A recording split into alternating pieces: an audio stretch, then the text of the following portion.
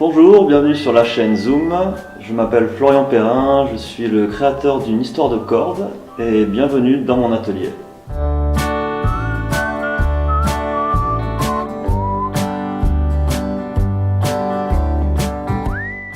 Alors une histoire de corde est née en octobre 2016 à Pau dans les Pyrénées-Atlantiques.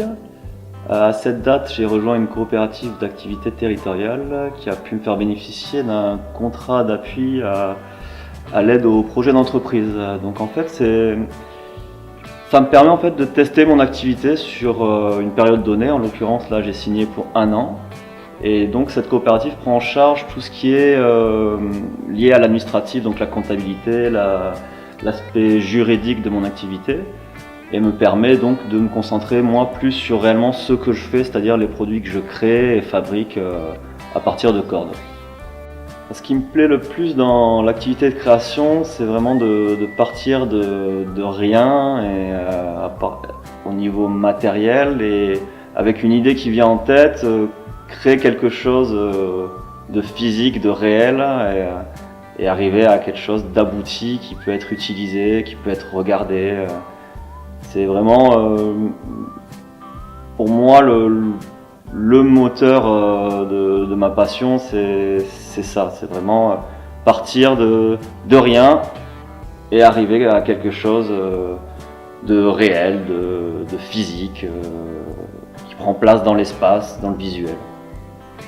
Alors au niveau de mon travail, une grande partie d'imaginaire, de quelque chose qui doit venir de mon inconscient, que je ne sens pas être palpable, où à un moment donné je me dis qu'un motif sera mieux qu'un autre, ou qu'une idée d'association de couleurs avec en même temps une association géométrique va bien rendre, mais aussi d'une autre part ça vient de ce que je peux voir, des choses que je vois consciemment, sur lesquelles j'ai vraiment une accroche, où je me dis ça c'est vraiment joli, ça me plaît, ça me donne envie de faire quelque chose. Ou des choses de la vie, je pense comme tout le monde, où on ne se rend pas compte forcément de tout ce qu'on peut voir, mais il y a certaines choses qui nous restent ancrées dans un coin de la tête et qui nous guident sans forcément qu'on en soit conscient, tout simplement. Alors par rapport à mon travail au niveau de mes fauteuils, pour apprendre à faire le premier tissage, je suis tombé sur une vidéo sur YouTube d'une jeune fille qui faisait ça sur des chaises de camping. Et à partir du moment où j'avais la première technique pour passer d'un point A à un point B et tendre ma corde comme je le souhaitais, le reste est venu vraiment tout seul. J'ai eu des inspirations au niveau des images qu'on peut voir sur internet, etc. Mais le travail au niveau de mes motifs, des associations de couleurs, c'est fait vraiment en autodidacte. C'est quelque chose que j'ai découvert sur le tas et sur le tard également. Alors pour la suite de mon aventure, je pense que donc à l'heure actuelle je suis vraiment sur du fauteuil, des chaises. Je vais tendre à développer plus des ensembles de salon, donc avec des tables basses, des objets aussi utilitaires ou décoratifs comme des lampes faites à base de cordes. Voilà, je travaille beaucoup aussi avec un artisan de la région qui s'appelle Jérôme Boulin, qui a une entreprise qui s'appelle Metal Ou, avec qui on dessine des armatures de chaises, mais on va également dessiner des armatures, donc pour revenir à ça, de tables, peut-être faire des rambardes d'escalier décorées, aménagées. Enfin, je me projette dans énormément de choses. Après, c'est vrai que dans un futur proche ou à moyen terme, voilà, on va rester sur ce genre d'activité.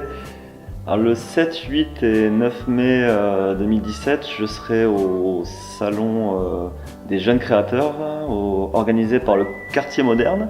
Ça se passe à Anglette, à la Cité de l'Océan.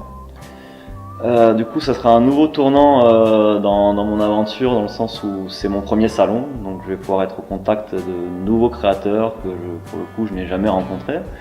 Sur 3 jours, donc on va pouvoir échanger et j'espère ressortir de tout ça avec d'autant plus de connaissances.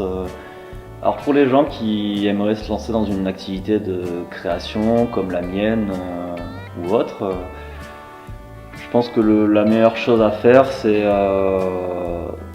croire en soi, écouter son entourage et ne pas regarder autour de soi. Si on croit en ce qu'on fait et que le retour de l'entourage, qu'il soit direct, c'est-à-dire au niveau famille, et surtout le retour le plus important, plus des professionnels qui nous entourent, si tout ça, si tous les retours sont bons, faut pas regarder ce qui se passe dehors, faut y aller, faut foncer et il n'y a pas de souci, ça devrait aller tout seul.